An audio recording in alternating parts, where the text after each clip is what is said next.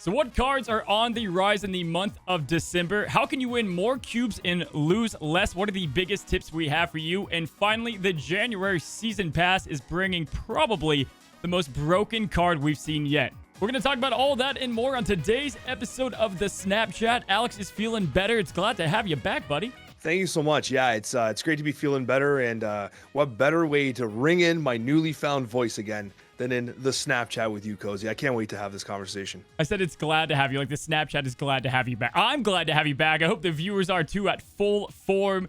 We've got some great topics today. You know what we're talking about on this side of the channel. Alex, what are we breaking down on your side? We're going to be first talking about why we love Marvel Snap. I mean, it's a conversation I feel like we very rarely have. We always talk about things we want to see improved and, things that, we think are kind of irking some. But realistically, this is an incredible game, and we want to actually shed some light on the amazing things that it's doing to keep us engaged. And then we're going to talk about whether or not retreating is anticlimactic. And then finally, we're going to talk about the best cards that minimize RNG. Love it. Yeah, it's great to be critical of the game, but 2 months in, they're killing it. I'm excited to talk about the best pieces of the game. Alex, how was Christmas? This is our last podcast of this year, 2022. How did it go? Did you get any Marvel gifts?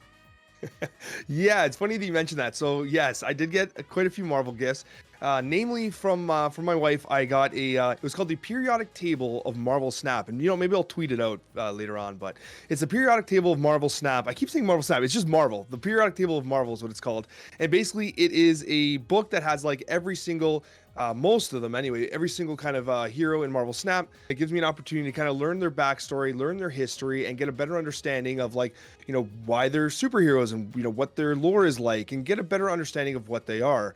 And most importantly, what I'm most excited about is I actually got a subscription to Marvel Unlimited. So I have access to 30,000 magazines. This almost sounds like an ad, but it's not.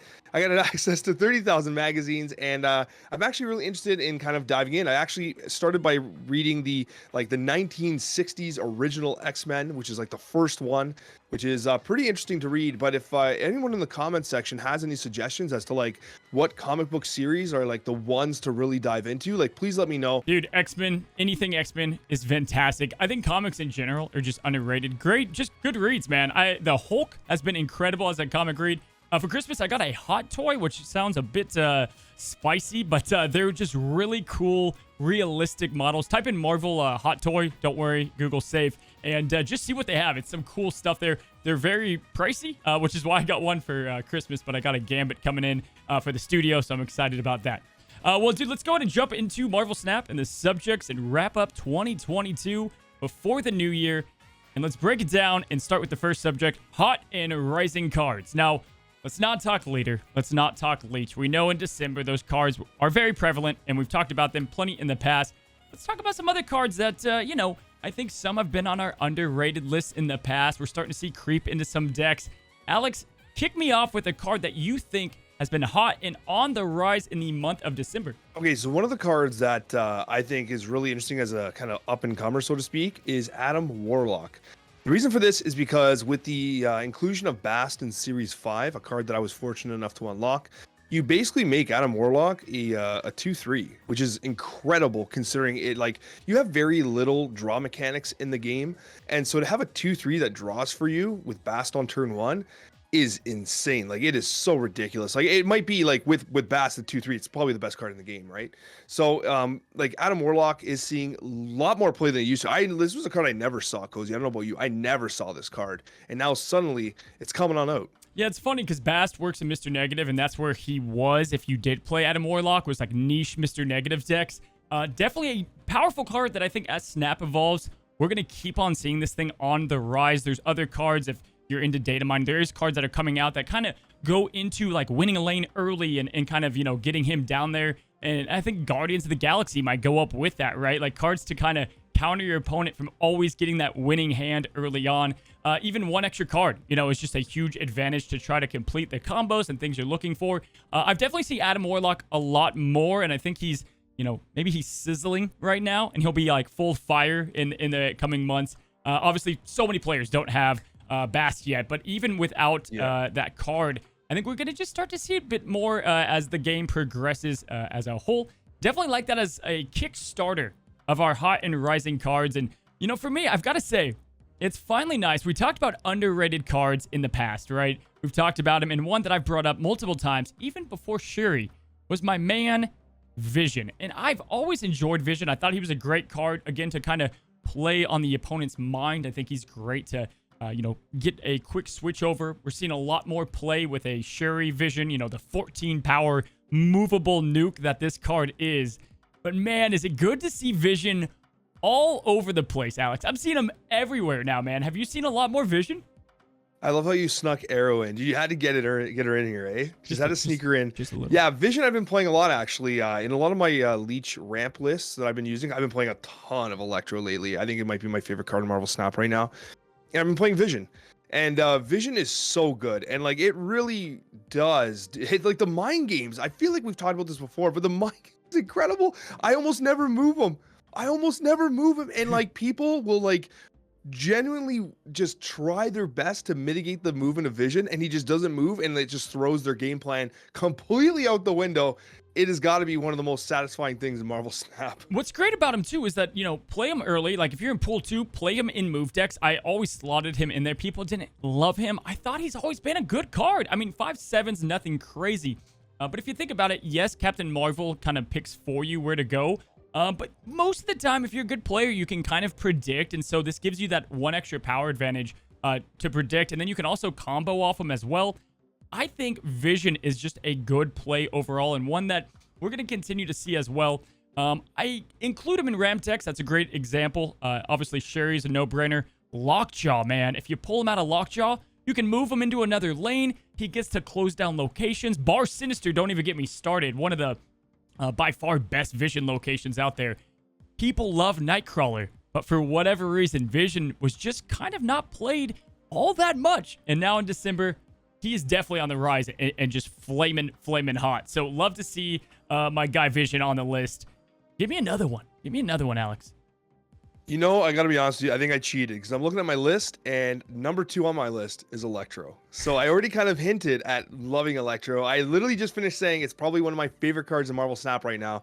When I'm designing my decks, like, I usually start with Electro, and I get so excited. And so for those that might not realize, Electro is a 3/2 on reveal, +1 energy, and ongoing that you can only play 1 card per turn. And, like, it's a really cool card. And I think that, like, it's really interesting because, like, I kind of, once I started to play Electro, I realized that, like, we have a lot of 4-drops that are pretty damn neat cards. But with Electro, you don't really want to play 4-drops in your list. Like, you want to kind of jump right to 5 if you can.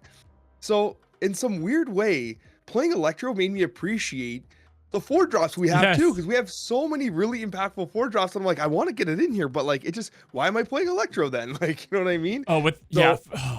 Electro, man, you're singing praises to just what I love. If you just go to even 5-cost drops, we've talked about this before. You either get great abilities, like something solid, or you get something with just immense power for an early play on 4. Like, again, Vision, Leech getting him out there. The early Arrow at this point seems even busted. Doc Ock, man. Doc Ock at a 5/10, and then you can really kind of work around him. I do love it, and you're right, 4 costs are great, but 5-cost cards, getting to play 3 of them potentially is insane. Yeah, like, Electro's probably my favorite card in Snap right now, and I can't get over playing the list because, like, it feels so good too. You play Electro on 3, and then, like, it's just like boom, boom, boom. Like, you're just dropping massive cards on them 3 times in a row. Like, if you think about it, Marvel Snap is all about those finishers. I think the first podcast we ever did, one of the discussion points was best turn 6 finishers. And with Electro, you get to do that twice. You get to play 2 6s, and it feels so good. What's your favorite play on a ramp deck? I think right now what I'm doing the most is turn 3 Electro, turn 4 Leech. I'm sorry. I don't even want to say it out loud, but it's turn 4 Leech into turn 5 Doctor Doom, turn 6 Odin. It never gets old. Man, you talk about 4-cost cards and not wanting to play them with Electro, but I have been doing some filthy combos, and one of them I've been doing is I've got Arrow, right? Obviously play her on 4, play her on 5, and then, you could play Odin, get the double move card over. If you're winning early, they're done, right? Even if you have something like a 1/3 card, or you've got even a Nightcrawler, you can move around, Lizard, and you win 1 lane. You can just control the rest of the battle with Arrow, then you follow that up with Odin, and then for extra fun, I've been throwing in Absorbing Man into my ramp decks. He's a 4-cost man, But to play leader early and then you absorbing man the leader and then you Odin both of those is preposterous. And he's extra fun if you can find a way to get rid of Electro, and you can go and follow him up after Electro, and you get 2 extra energy with no ongoing effect. So he's been my spicy ramp control. They're all toxic, dude. All the ramp. I was gonna say that is like the most toxic garbage I think I've ever heard in my life. So filthy. That is like jail time toxic, man. Like, what are you doing to these poor guys? To your gets. Double or leader and Arnim Zola. That one's just that feels bad. It feels bad. It does. But yeah, definitely fun. Ramp decks have been great because again, you don't have to worry about the early turns. You get Electro, you go crazy on the late turns, feels good to go. I've got another one for you, and it's great to finally see this. I have yet to make an in-depth guide. It's been on my list for a while, and it's one that I kind of secretly play to myself a lot. And that is going to be, he's up here, Cerebro, man. Cerebro, I have started to see people finally tap into this card, and I'm so happy to see it. You know, there's bad things about nerfs, right? But the good things are when you have someone like Sarah go down in value, you can put them into new decks and Cerebro decks. And right now, dude, there are Cerebro 2, 3, and 4 decks, and even higher, as you know, that you can play. And Alex, one of the decks that I think, if you have the cards, if you have Cerebro and you have Mystique, Cerebro 2 is insane. It's such a good deck to climb early, man. You've got access to all the 2 cards that you need. You've got Iceman, you've got Corey. I'm getting way too excited. But I have just wanted to see this get out there more. It's definitely the next guide I'm making as far as in-depth guides go. What do you think of Cerebro? I've always liked Cerebro. I mean, I think it was like 3 weeks ago or a month ago. I had that Cerebro 6 discard list that was absolutely chaotic. That was incredibly fun to play and really creative. And Cerebro is like one of those cards. Like, I'm so happy it exists because it creates like a whole, like, I really want more cards like this that just generate entirely new archetypes that are really creative and just completely open up the game in new and interesting ways. Like, there are cards like that. Like, I mean, Mr. Negative does this, Cerebro does this, right? Like, we're really blessed in Marvel Snap to have so many cards that really work this way. But Cerebro is interesting because, like, I even, like, a while ago, I think we talked about it on the show where I had a Cerebro 1 Thanos list where you just don't play Thanos and don't play the Power Stone, and like, it was actually pretty good. Like, it was surprisingly really good, and that's something that only Cerebro can do. And that's, I think Luke Cage for me really made Cerebro stand out a bit more. Being able to eliminate and not have to worry about 2, like, you know, location RG or Scarlet Witch and having her in there messing up the whole thing. Like, having Luke Cage being like, all right, no more negative effects just helps so much, man. It helps reduce that RNG. It's such a solid deck. I mean, guys, so essentially, if you don't know what Cerebro is, you're playing all the same power levels. You want them all the same so that you can bring them all up together in the perfect turn 6 play that nobody sees coming. They see Iceman. They see, like, Invisible Woman and Korg, and they're like, what the hell? Oh, it's a Zoo deck, you know, whatever. And then you play a Cerebro followed by Mystique, and they just all shoot up in power. Like, Storm can be played. Hell, we owe a big apology, Alex. You know, Alex, I need us to both... No, we don't. No, hey, no, we don't. I know what you're thinking. We don't owe anyone an apology. Listen. It's a terrible card. Don't say it. Sometimes, you know, things are great in certain situations. All right. And here's the deal. Even. No, you can't I know. Hey, audio listeners, I've got M'Baku on the screen. I want to take a moment to apologize to him, his tribe, everything about M'Baku. I'm sorry. And I'm also sorry for the one commenter that took me going out into the street and yelling in traffic as an actual fact. I thought that was fantastic. That did not happen, but it did happen in my mind. M'Baku works, man. When you've got a card like M'Baku that can come on the board and be like a 1/6, Alex, that's awesome, dude. It's awesome. The fact that you're calling M'Baku awesome right now would make me question the flavor of water you're drinking over there, my friend. Like, I don't know, man. I'm drinking. I don't know. It's such a stretch. I love Cerebro, but to tell me that M'Baku is a good card now, we just finished talking about how terrible this card is, Cozy. Listen, first of all, I am drinking M'Baku juice, and I am absolutely wasted. It is the truth, buddy. I'm telling you, on Cerebro decks, it works. I had him ranked low on my on cards I would buy from the token shop. But if you're like all in, man, on Cerebro, like that's your jam, don't buy him. But if you're all in, he's a good mix. Having a 1/6 come out of nowhere, hey, I'm just saying, it's pretty good. S tier. But you're saying that, like, one of the worst cards, like, in Marvel Snap is good in one of the most frustrating decks to play. Like, Cerebro, okay, yes, Nick Cage definitely helped out a whole ton. It definitely helped out a whole ton. Like, it really reduces that like negative zone type RNG. But like Umbaku is still so bad, and like you so much as get like anything on board, like those the monster, like when the monsters come out, then the whole Cerebro is ruined. You get like the +5 to each individual card, it's all ruined. Any location that buffs a card is ruins your whole list. Umbaku just doesn't fix any of that. It's still just bad. I'm saying he does okay in the Cerebro too, but I you know what? Hey, listen, we all hate cards, and I get it. M'Baku, you hate him. There's nothing that's gonna change. I feel like they could be like, you know, we got reworked M'Baku in our next patch notes. We're gonna actually make him a one of the best cards in the game. And Alex, I feel like you'll just boycott him. You'll just, you'll be that guy with the signs outside. No. I'll accept him with open arms. All right. I want to love M'Baku. I tell you the that rational part of me knows I can't. If you start using him, I want you to buy one of these furry kind of things he's got going on for your next stream, please, and your next like 10 videos. He's got these like. Is that like a shoulder scarf? What is that? I don't even know what that is. I don't know. He's dripping in style, man. I don't want that. Is that sheepskin? I'm not sure. I don't even know what I'm looking at in this image. Anyway, so he's not a hot rising, but Cerebro is one as well. And to kind of close up my list here. I've got one last one, and then I want to see if you got any more. But one that, we've talked about somewhat more recently, but she's everywhere now. And finally, the royalty is getting what she deserves. Emma Frost, or the White Queen, as some may call her, is just rising, and for good reason. She's everywhere now, man. And I think people are finally realizing playing 6 power on 4, not bad. Also, getting intelligence on your opponent, super underrated, priceless, as they would say. What do you think of White Queen, dude?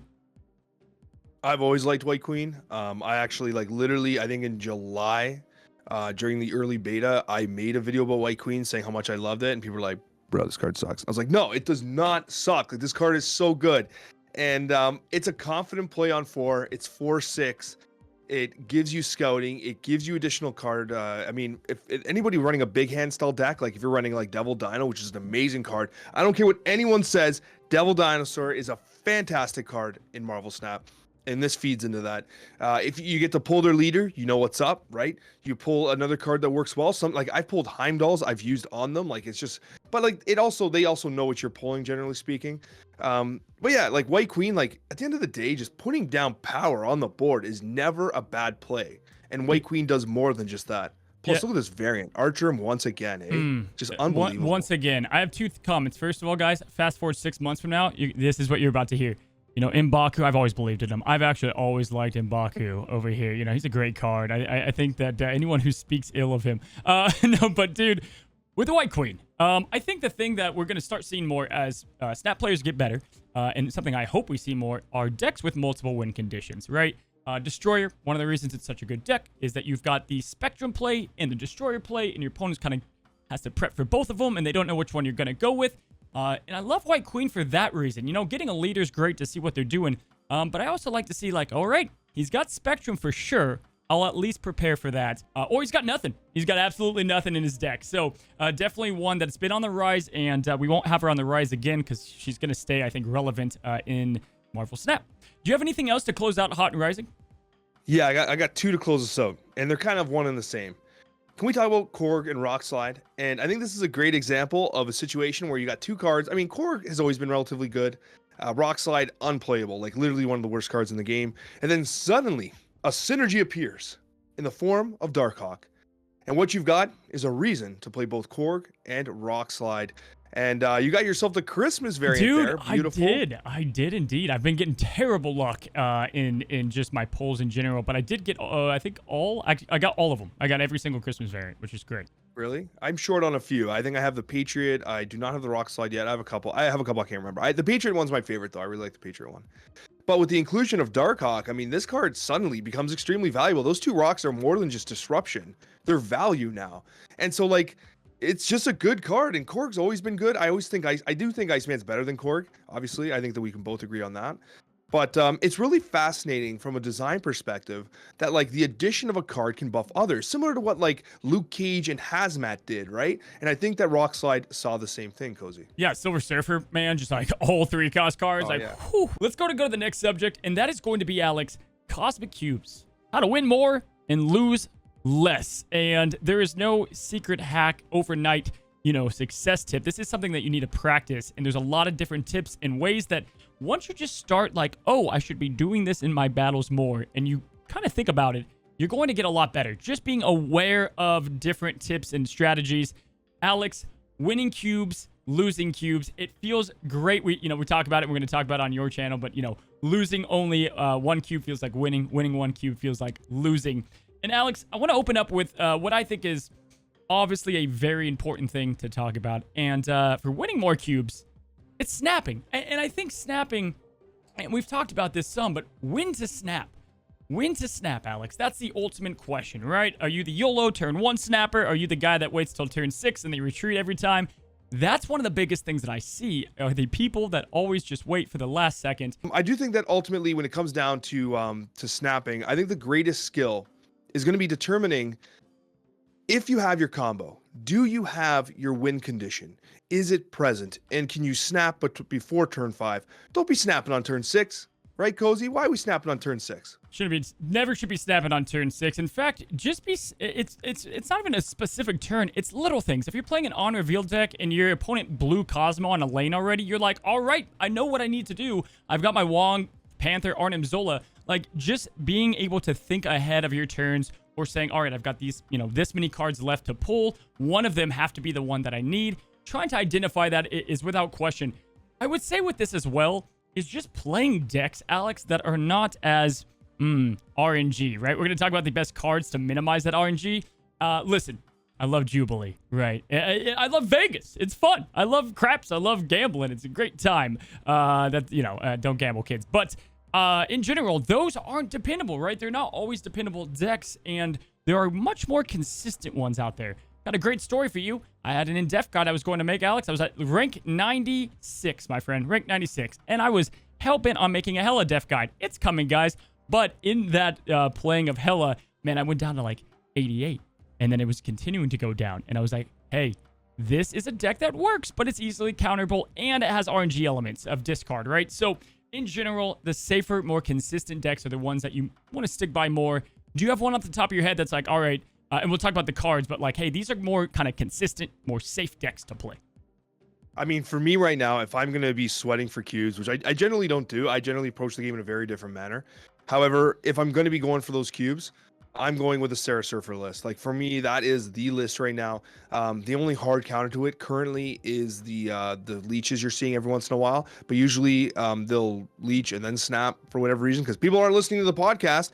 If you've got leech and you see Surfer list coming, you should be snapping, then playing leech, and then enjoying your extra cubes. But yeah, I really feel that the Sarah Surfer lists are super consistent. You have a very easy, straightforward play pattern. And you're only really reliant on drawing the Silver Surfer, because even if you don't draw Sarah, like Surfer itself, just with 2 cards on 6, is usually enough to win. So like, I really like the consistency of a deck list like that. And you're right, because like RNG can be a little frustrating at times. Like, it makes the games exciting. I think RNG is important, but for a cube gaining perspective, like if you are trying to rank up, so to speak, then yeah, like minimizing RNG and having a most definite game plan and a deck that definitely executes on that game plan, I think is vital. Yeah, and I think it's like it's not only like just like one deck to play, it's also just evaluating. Like, the meta, guys, is a real thing, and cards get hot, cards get cold. Hot and rising. There's also cold and falling, and like Killmonger was kind of a cold and falling card in December. He's obviously still a lot, in play, but he's not everywhere anymore. And so, okay, maybe is this the season to play, Zoo decks? Or I don't see Rogue and Enchantress. Cosmos everywhere. Ongoing is a safe option. So for me, that's why I do like the Destroyer this season. And most seasons, he's consistent. You've got Leech. Oh, no. You've got ongoing cards to make it work. Multiple win conditions. Another subject with that, as far as decks, I feel like we could talk about decks that are safe to play. That maybe is another subject for another time. I want to talk about 2 other pieces of this. Now, first of all, we've got when to risk it, right? Bluffing. Bluffing. Now, you can bluff in poker, but I find, at least as of now, I think it'll change when we see tournament play and other things like that. Usually, when someone's snapping, they typically don't want to risk their own cubes, and they typically do have what they think is a winning hand. I think bluffing can be pretty unsafe if you want to try to roll that way, and risking that can be tough. Not saying to give up all the time and retreat all the time, but you kind of feel the same way. Bluffing is probably not the best idea. Yeah, bluffing in Marvel Snap can be tricky because there's so much information on the board. Also, as you increase your rank, as you get against higher skilled opponents, they're gonna have an idea of what you're playing. Basically, if like I see Misty Knight drop on turn one, like I basically know it's one of two decks, right? And like if I see certain play patterns, I know what could be coming, and that's one of the major skills of Marvel Snap. So when you're bluffing and you snap, but like you're clearly a Patriot list and you've got nothing on the board, and debris not out, and you have no value. It's just like, well, even if you play Mystique Patriot, like what are you even doing, buddy? Like it's just you got nothing. Like the bluff doesn't work as effectively. Yeah.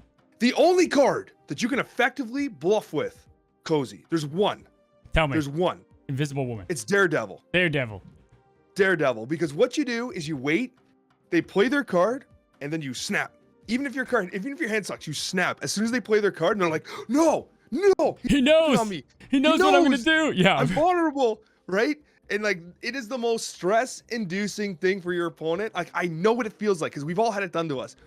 The Daredevil into play snap. No matter what your hand is, your hand can be filled with subterranean rocks. It doesn't matter. They're gonna immediately sweat. Their heart rate's gonna go up, and they're gonna think about hitting that retreat button. Yeah. Oh, no I'm telling question. you, Cozy. Oh, I do it all the time. When Daredevil's on the other side, I'm always like, oh, right, okay, so he has Professor X, so like I gotta have at least 3 in each location. But what if he has Hobgoblin? So I feel that without question. The kind of last thing I want to say with we talked about bluffing, but my 2 other largest, like, hey, this is honestly how you're gonna win more cubes. No clickbait, just pure honesty. Is guys, play one deck, get good with one deck. Do not hop to a new deck every single week, every day. I do. Don't listen to me. I do because I'm content creating. I do because I'm trying to find these decks that work multiple ways. But for you, if you perfect a Patriot deck, if you perfect the deck you're playing, then you're going to be way better because you know how it works. You've lost to it 100 times. You've won with it 100 times. It's so much better. Switch out a couple of options.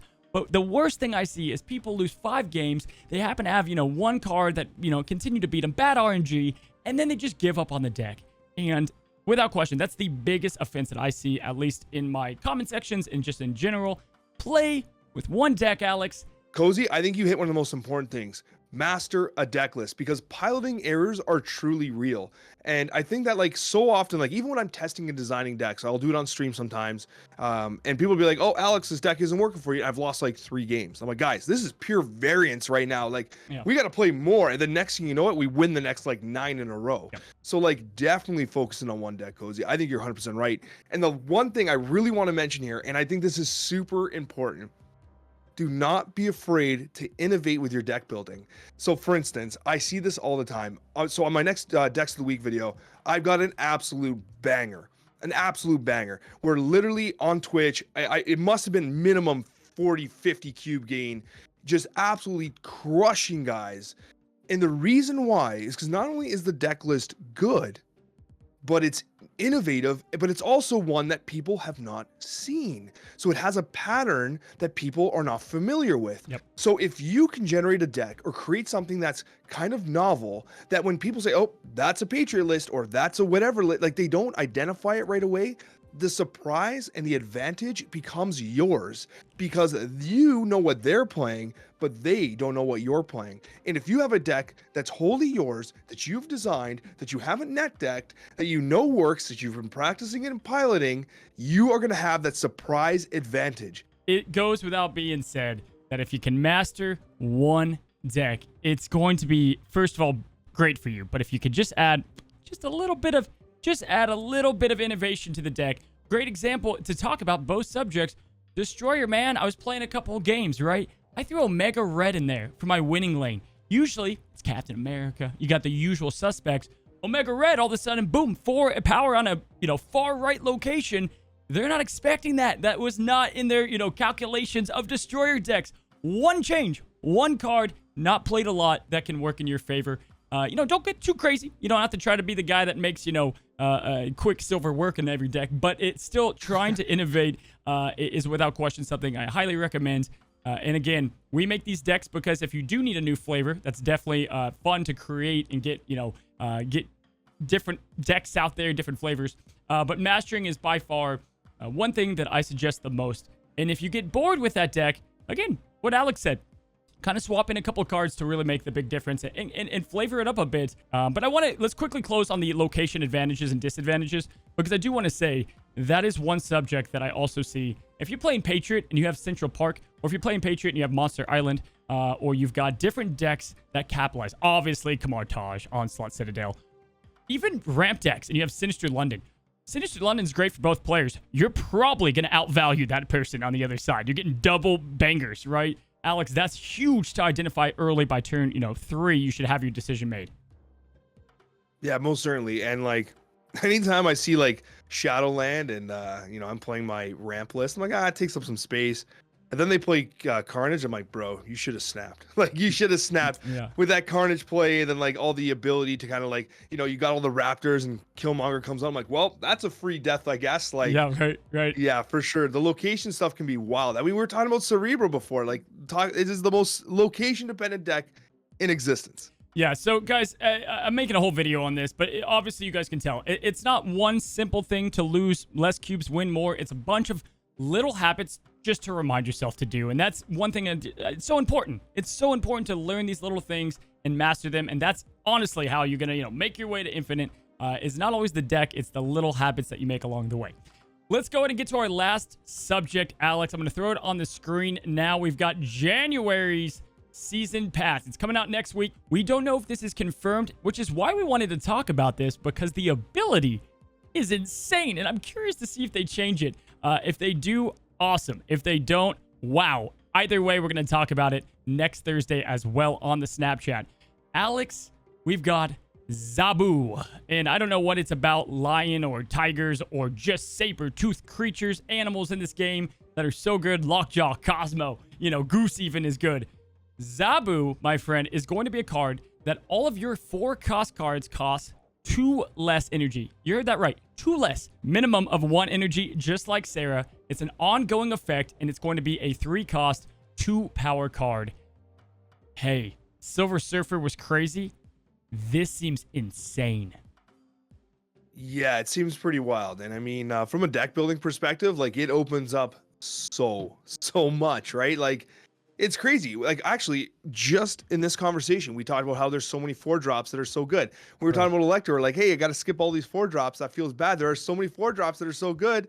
Hey, what's coming out next month? 2 less. Let me go ahead and show you some 4-drops here, Alex, that you're going to look at, and you're going to say, if these cost 2 less energy, how is this going to work, my friends? You played on 3. Hell, you get lucky and you get a Thanos Time Stone and you play it on 2. That means you're going to be able to play 4-cost drops very early on. It's like the ramp deck for 4 costs. It's the reverse Electro, if you will.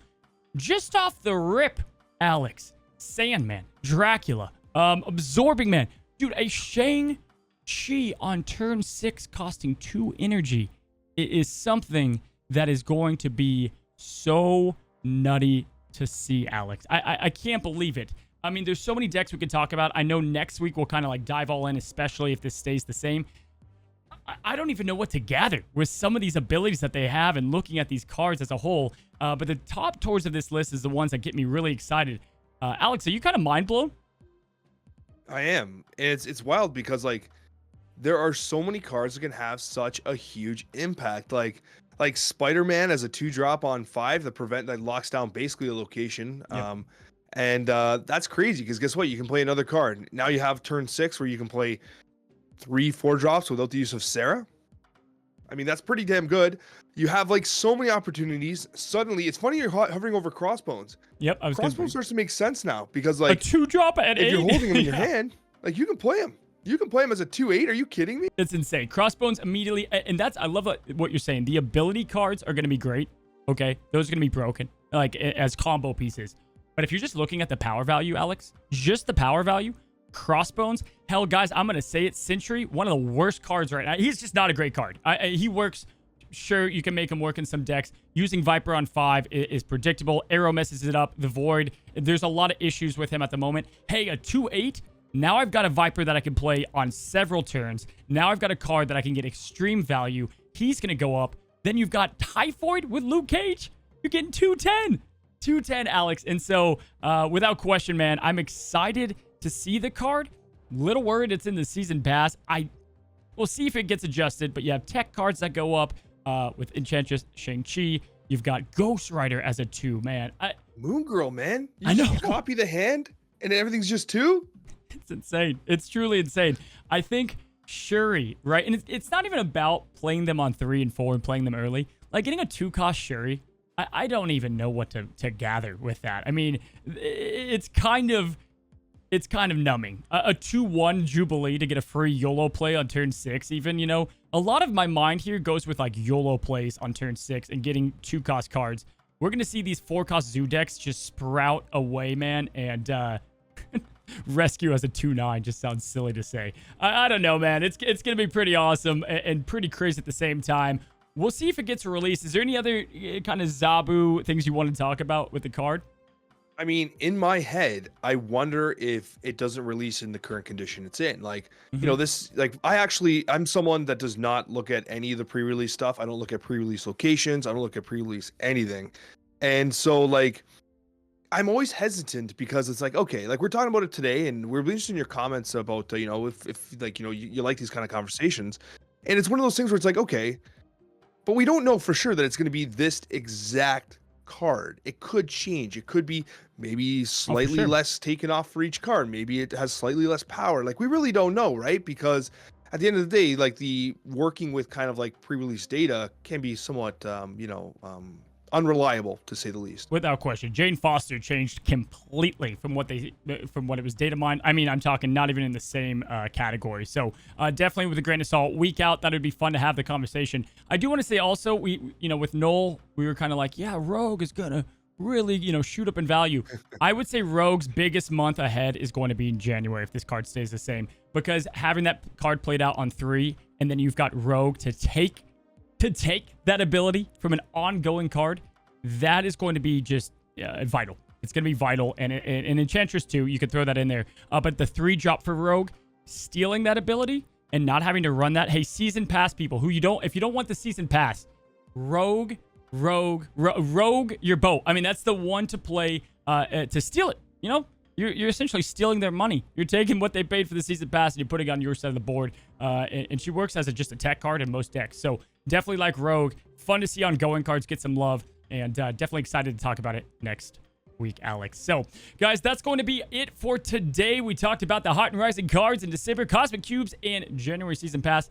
Alex's channel, we're going to be talking about why we love Marvel Snap, the retreating, and is it anticlimactic? And then we talked about RNG today. What are the best cards to avoid it?